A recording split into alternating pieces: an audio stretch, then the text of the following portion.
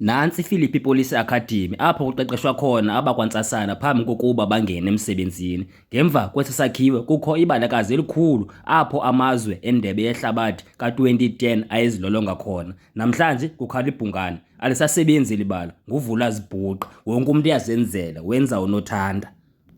Ibe ngathi sithetha amabibi, sithetha izinto eziphuma emqaleni wethu, kodwa izinto nazi ziyenzeka phambi kwabantu bezijongile, iinkokheli zikhona, nabo abantwana bayadlala apha emveni kwam. Iyacaca ukuba umasipala okanye abaseburhulumenteni bangakwazi ukuthi badibane, bathethathethane, bajonge uba uthini umkhombandlela ngeli bala. Abantwana bayafuna udlala apha emva kwam, ithetha ukuthi xa lilungisiwe ibala la-right, abantwana bazawuza badlale kwiindawo ezirayithi.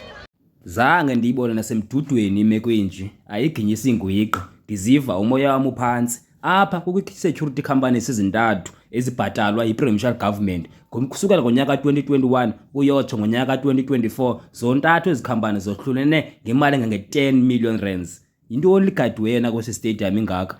Ondiphathelele nqaku, Saliso Phaliso, iPhilippi, ngaseKapa.